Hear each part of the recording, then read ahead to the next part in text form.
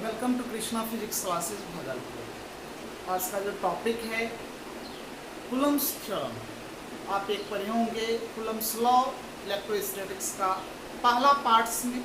आज हम जो पढ़ाने जा रहे हैं वो है आपका कूलम्स थ्योरम। चलिए हेडलाइन दीजिए, कूलम्स थ्योरम।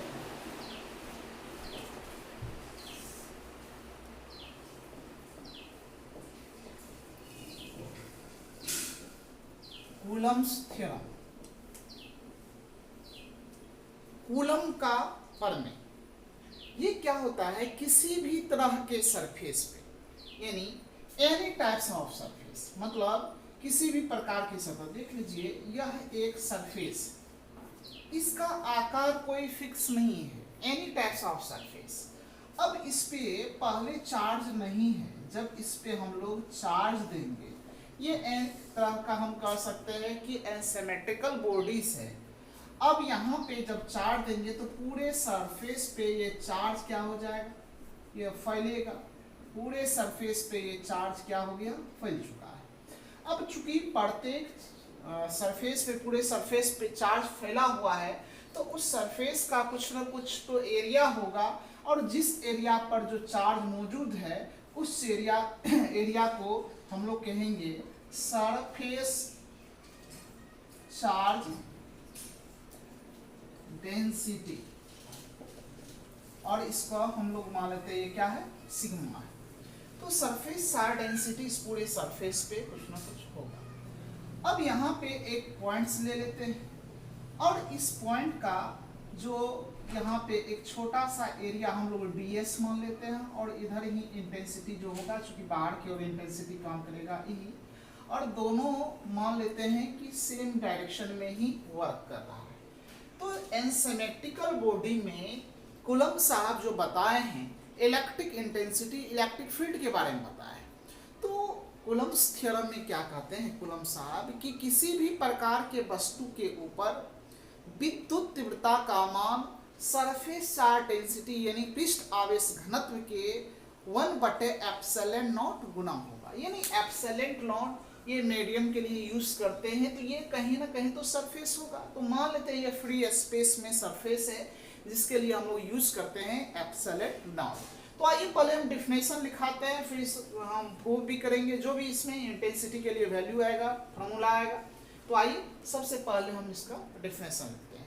देखिए, in the any types of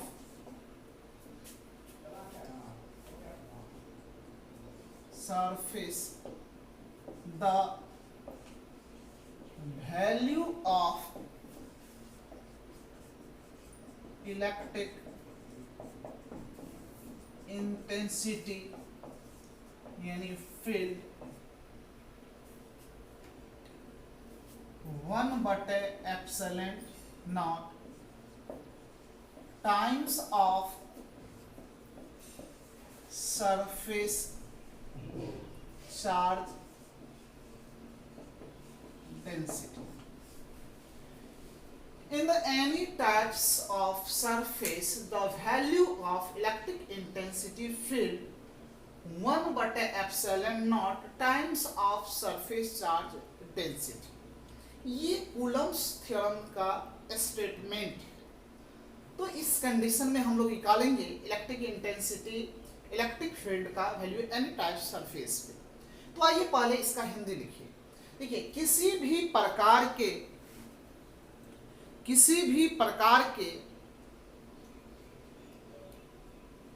वस्तु के ऊपर, किसी भी प्रकार के वस्तु के ऊपर विद्युत तीव्रता ब्रैकेट में क्षेत्र का मान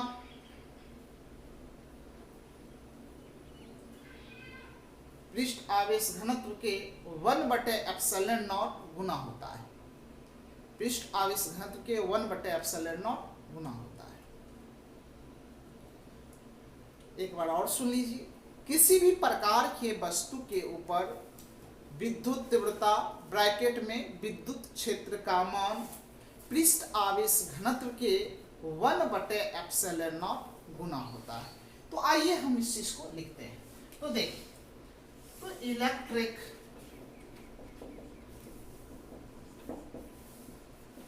intensity equal to surface charge density into 1 by क्या हो जाएगा, एप्सिलॉन नॉट। तो इसी को लिखेंगे, इंटेंसिटी को हम लोग लिखते हैं ई से, और सरफेस चार्ज डेंसिटी को सिग्मा से बाय एप्सिलॉन नॉट। तो यहाँ पे ई बराबर सरफेस चार्ज डेंसिटी बाय क्या हो गया, एप्सिलॉन नॉट। जो ये सरफेस लिए हम लोग अनसिमेट्रिकल सरफेस लिए हैं, इसका कोई फिक्स आकार नहीं है, किसी भी प्रकार का सरफेस। अब आइए इसको हम प्रूफ करते हैं। देखिए प्रूफ, इसको हम लोग इसको प्रूफ भी कर सकते हैं। देखिए कैसे प्रूफ होता है। जैसा कि आप जानते हैं फ्रॉम गॉसियस थ्योरम, गॉस की प्रमेय से आप जानते हैं इलेक्ट्रिक फ्लक्स बराबर होता है, इलेक्ट्रिक फ्लक्स बराबर चार्ज बटे होता है एप्सिलॉन नॉट। इसको हम लोग इक्वेशन क्या मान लेते हैं, फर्स्ट मान लेते हैं। बट आप ये भी जानते हैं इलेक्ट्रिक फ्लक्स बराबर होता है EdS, कॉस थीटा भी होता है। और जब इंटेंसिटी और वेक्टर एरिया दोनों सेम डायरेक्शन में हो तो एंगल जो होगा 0 डिग्री हो जाएगा। तो cos थीटा तब क्या हो जाएगा, 0 डिग्री। और जब cos 0 डिग्री का वैल्यू हम लोग 1 पुट करेंगे तो फाई बराबर क्या लिख सकते हैं, EdS। इसको इक्वेशन क्या मान लेंगे, सेकेंड। अब बात करें from equation first and second, तो फर्स्ट एंड सेकेंड इक्वेशन की बात करें तो यहाँ पे देखिए बाबू, फर्स्ट इक्वेशन में हम लोग लिखे हैं Q बटे एप्सिलॉन नॉट बराबर, चूंकि दोनों का LHS बराबर है RHS समान हो जाएगा। अब बड़ा फिर देखिए इक्वेशन सेकेंड में E इंटू क्या है, E इंटू क्या है, ds।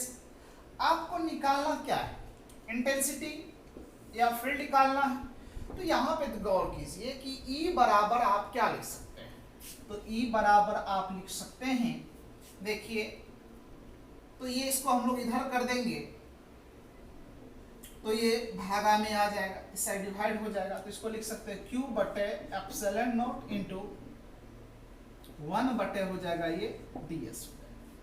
अब याद कीजिए कल पढ़े थे surface charge density, surface charge density के लिए पढ़े थे चार्ज बटे एरिया, यहाँ पे एरिया हम लोग लिख लेते हैं ds। तो यहाँ पे सरफेस चार्ज बराबर चार्ज बटे एरिया, तो इसलिए चार्ज बराबर क्या हो जाएगा, surface charge density into ds हो जाएगा, इंटू एरिया हो जाएगा। तो अब यहीं पे इसी इक्वेशन में क्या कीजिए, चार्ज की जगह पे ये वैल्यू रखिएगा, तो surface charge density into area, छोटा सा एरिया ds बटे हो जाएगा एप्सिलॉन नॉट इंटू 1 बटे क्या हो जाएगा, ds हो जाएगा। अब ds से ये ds देखिए कैंसिल हो गया, तो यहाँ पे क्या हो गया, E बराबर surface charge density by epsilon not. यहाँ पे देखिए एनी टाइप सरफेस पे सरफेस यानी इंटेंसिटी का जो वैल्यू आया है ये क्या आया है, सरफेस चार्ज डेंसिटी बाय क्या हो गया, एप्सिलॉन नॉट। तो यही कहे हैं कूलम्स थ्योरम में क्या है कि विद्युत तीव्रता यानी इलेक्ट्रिक इंटेंसिटी, इलेक्ट्रिक फील्ड का जो वैल्यू है सरफेस चार्ज डेंसिटी का 1 बटे एप्सिलॉन नॉट गुना होता है। तो यहाँ से हम लोग ये प्रमाणित कर दिए कि अनसिमेट्रिकल बॉडी में इंटेंसिटी का वैल्यू क्या होगा, किसके द्वारा, कूलम्स थ्योरम के द्वारा। तो इसको आइए नोट कीजिए, फिर हम लोग आगे देखते हैं।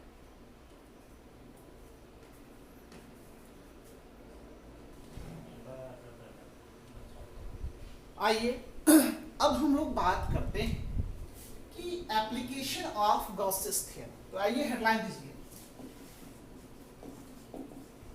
Application of Gauss's theorem, application of Gauss's theorem यानी गॉस का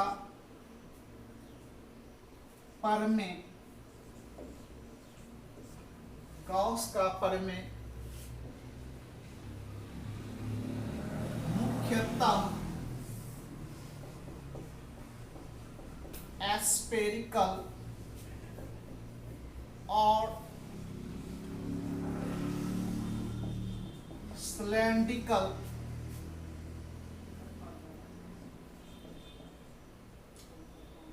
सतह के लिए लागू होता है।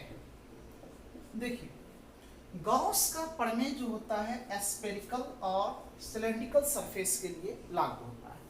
तो एस्पेरिकल और सिलेंड्रिकल सरफेस पे हम लोग गॉस का प्रमेय जो लागू होता है वो किस तरह होता है, इस कंडीशन में हम लोग इलेक्ट्रिक इंटेंसिटी का वैल्यू निकालेंगे। तो यदि इलेक्ट्रिक इंटेंसिटी का वैल्यू कुछ ना कुछ आ रहा है तो इस कंडीशन में गॉस का प्रमेय वैलिड होगा, और यदि इंटेंसिटी का जो वैल्यू है वो 0 आ जाएगा तो उस कंडीशन में गॉस का प्रमेय लागू नहीं होगा। तो इसमें पहला केस हम लोग निकालते हैं। देखिए, डिटर्मिनेशन ऑफ इलेक्ट्रिक इंटेंसिटी यानी फील्ड ड्यू टू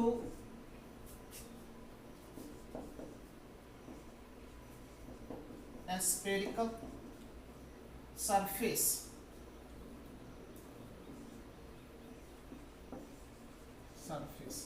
यानी गोलाकार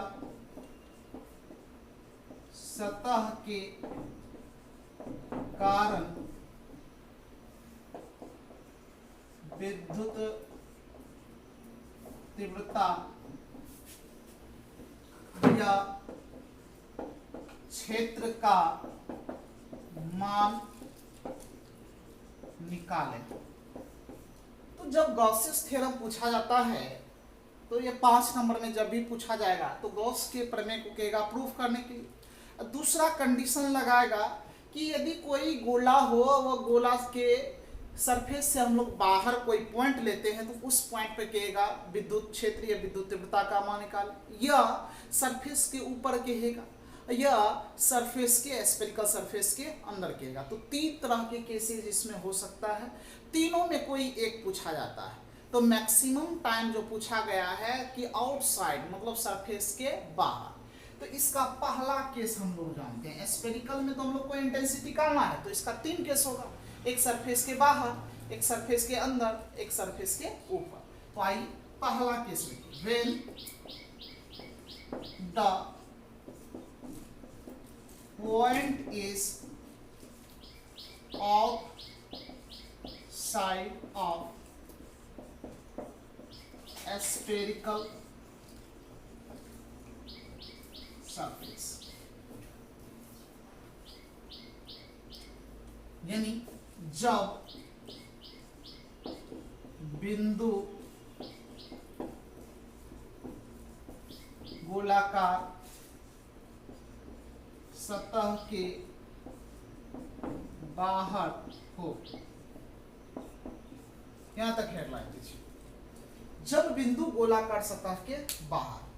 तो जब बाहर होगा तब हमको इसका वैल्यू निकालना है, इलेक्ट्रिक इंटेंसिटी, इलेक्ट्रिक फील्ड, जो कि पूछा जाता है 5 नंबर में। जब भी पूछा जाएगा तो 3 नंबर गॉसेस थ्योरम से आएगा, उसको प्रमाणित कीजिएगा, उसका दिया हुआ स्टेटमेंट लिखिएगा, वहां से आएगा। और दूसरा जो कंडीशन लगा हुआ है, इसको जब आप इंटेंसिटी इलेक्ट्रिक फील्ड निकालिएगा तो 2 नंबर वहां से आएगा, तो 3 2 आपको 5 हो गया। तो ये 2 नंबर का तैयारी हो रहा है जो कि गॉसेस थ्योरम के साथ पूछा जाता है मिलाकर। तो आइए पहले समझिए, मान लीजिए कि एक ये स्फेरिकल सरफेस है, स्फेरिकल यानी फुटबॉल है, और इसका एक आउटसाइड में कोई पॉइंट ले लेते हैं P। ये आउटसाइड है, इनसाइड नहीं है, ऑन द सरफेस भी नहीं है, आउटसाइड है सरफेस के। तो आउटसाइड तो कहीं भी हो सकता था, तो कहीं भी यदि होता तो इस तरह का कहीं पर भी चारों और किसी जगह इस पॉइंट को हम लोग ले सकते थे। अब देखिए, तो ये सरफेस है, जब इस सरफेस पे हम लोग प्लस क्यू चार्ज देंगे तो ये चार्ज पूरा सरफेस पे फैलेगा, और ये समान रूप से चार्ज पूरे सरफेस पे देखिए ये फैल चुका है, ये पूरा चार्ज फैल चुका है। अब यहाँ पे इसका सेंटर होगा, तो सेंटर से इस पॉइंट का जो दूरी है मान लेते हैं ये क्या है, कैपिटल आर है, और ये जो स्फेरिकल सरफेस है इसका रेडियस हम लोग क्या मान लेते हैं, आर मान लेते हैं। अब गॉसियस थ्योरम से हमको इलेक्ट्रिक इंटेंसिटी, इलेक्ट्रिक फील्ड का वैल्यू निकालना है, तो आइए कैसे निकालते हैं, इस चीज को ध्यान दीजिए। बात करें बाय गॉसियस थ्योरम, यानी गॉस के प्रमेय, क्योंकि ये गॉस के प्रमेय का यूज करके हमको इलेक्ट्रिक इंटेंसिटी, इलेक्ट्रिक फील्ड निकालना है। तो यहाँ पे बाय गॉसियस थ्योरम, तो गॉस का प्रमेय क्या कहता है, फाई बराबर क्यू बटे एप्सिलॉन नॉट, इसको इक्वेशन क्या मान लेंगे, फर्स्ट। और बट लेकिन आप ये भी तो जानते हैं, मतलब फाई बराबर क्या होता है, E into D S, intensity into vector area, इसको इक्वेशन हम लोग क्या मान लेंगे, सेकेंड। बात करें from equation first and second, equation first और सेकेंड की बात, तो दोनों का देखिए LHS क्या है, सेम। जब दोनों का LHS सेम हो तो इसका RHS भी क्या हो जाएगा, सेम हो जाएगा। तो RHS सेम करेंगे तो यहाँ पे EDS इक्वल टू हम लोग लिख सकते हैं सरफेस चार्ज डेंसिटी बाय क्या हो जाएगा, एप्सिलॉन नॉट हो जाएगा। तो यहाँ पे इंटेंसिटी इक्वल टू निकालना चाहेंगे तो यहाँ पे सरफेस चार्ज डेंसिटी बटे एप्सिलॉन नॉट इनटू क्या हो जाएगा, इसका ds।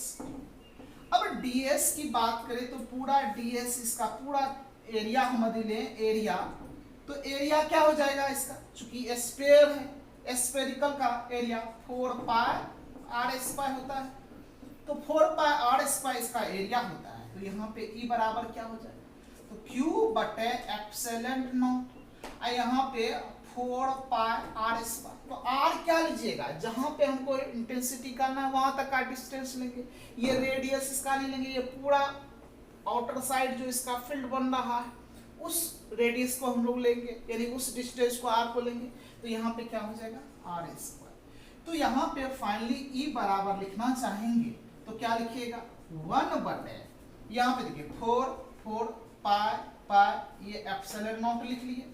अब क्या बचेगा, ऊपर में बचेगा Q, अब बटे क्या हो जाएगा, R स्क्वायर।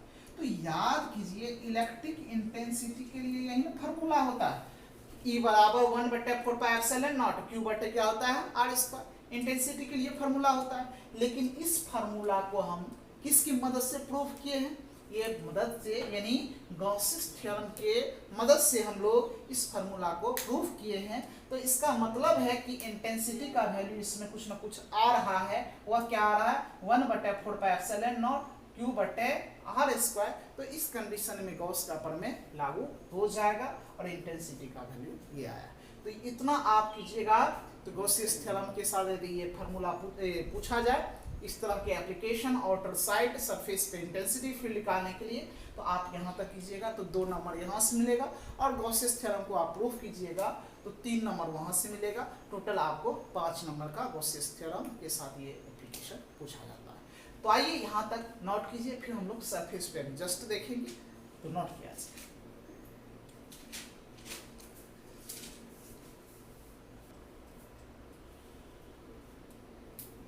चलिए इस चीज को आपने नोट कर लिया होगा। अब देखिए इसी में दूसरा केस है। अब इसमें हम ज्यादा कुछ चेंज नहीं करेंगे, इसमें हम लिखेंगे when the point is on the surface, सिर्फ इसमें लगा दीजिए on the spherical surface, यानी दूसरा केस, जब बिंदु गोलाकार सतह के ऊपर हो, दूसरा केस। तो जब इसके ऊपर हम लोग कर देंगे, तो पहले तो ये पॉइंट बाहर था, अब पॉइंट को हम लोग इस सरफेस के ऊपर रख रहे हैं, तो इस सरफेस के ऊपर मान लीजिए इस पॉइंट पर हम लोग P लिख लिए और इसे, तो इसका भी डिस्टेंस क्या होगा, यानी रेडियस के ये बराबर हो गया। तो इस कंडीशन में भी सेम इसी तरह से हम लोग करेंगे, यहाँ तक सेम रहेगा, फिर थोड़ा सा यहाँ पे हम लोग चेंज करेंगे। अब इसका डिस्टेंस क्या था पहले, चूंकि बाहर था तो हम लोग कैपिटल R स्क्वायर लिखे थे बाहर के लिए, लेकिन अब यही डिस्टेंस लिखना है तो यहाँ पे क्या हो जाएगा, स्मॉल r स्क्वायर ही होगा। तो यहाँ पे सिर्फ क्या हो जाएगा, स्मॉल r स्क्वायर, तो वही रह गया लगभग। सिर्फ पहले हम लोग आउटसाइड लिए थे, अब सरफेस के ऊपर लिए, तो इंटेंसिटी का वैल्यू 1/4 इंटू Q/r स्क्वायर, यानी स्मॉल r का स्क्वायर हो गया। तो आइए ये दूसरा नंबर भी नोट कर लीजिए।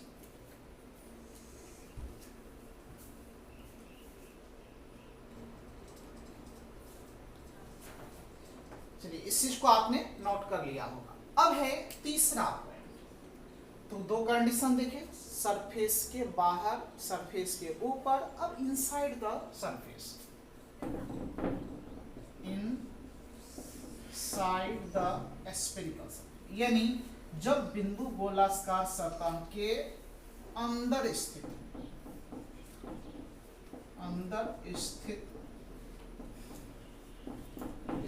हो,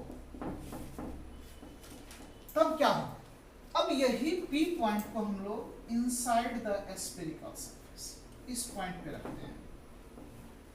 तो इस कंडीशन पे रखते हैं तो देखिएगा क्या होगा, चूंकि चार्ज तो स्फेरिकल सरफेस के बाहर है, अंदर में तो चार्ज नहीं है, इसकी वजह से अंदर में चार्ज का जो वैल्यू होगा इस कंडीशन में, देखिए इस कंडीशन में इनसाइड द सरफेस जो चार्ज हो जाएगा वो क्या हो जाएगा, 0 हो जाएगा। और जब चार्ज 0 हो जाएगा तो 0/ε0 इंटू क्या हो जाएगा, ds, तो इनसाइड इंटेंसिटी का वैल्यू क्या हो जाएगा, 0। तो जब इनसाइड द स्फेरिकल सरफेस होगा तो इसी तरह से लिखना है, यहाँ तक, यहाँ से चार्ज 0 हो जाएगा तो इंटेंसिटी का वैल्यू क्या हो जाएगा, 0। तो इस कंडीशन में गॉस का प्रमेय लागू नहीं होगा।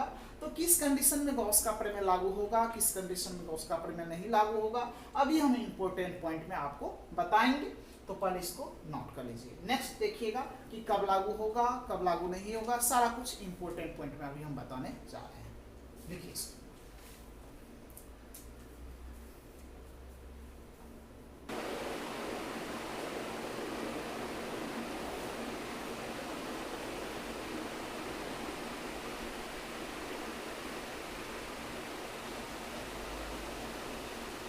आइए अब समझिए important points of Gauss's theorem, यानी important points Gauss's theorem, important points of Gauss's theorem. तो क्या कहते हैं, गॉस थ्योरम पूर्णतः बंद सरफेस पे लागू होता है।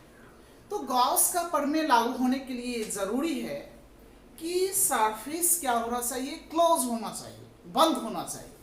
याद कीजिए हम डेफिनेशन में भी लिखाए थे कि बंद सतह के ऊपर विद्युत फ्लक्स का मान सतह द्वारा घिरे हुए आवेश के 1/ε0 गुना होता है।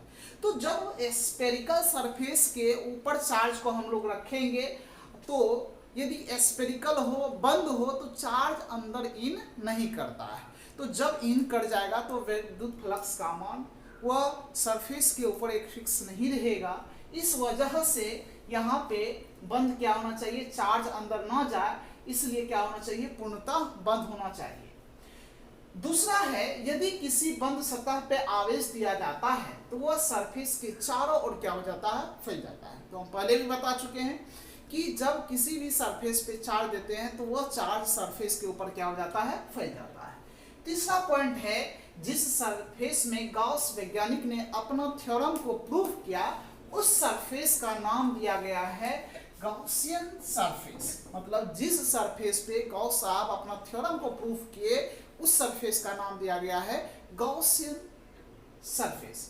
अब देखिए चौथा पॉइंट क्या है, यदि चार्ज उस बंद सतह के बाहर हो तो गॉस का प्रमेय यानी थ्योरम लागू होगा। यानी ये स्फेरिकल सरफेस मान ले, इस पे चार्ज है और ये सरफेस से यदि आउटसाइड कोई पॉइंट पी होगा तो इस कंडीशन में गॉस का प्रमेय लागू होगा।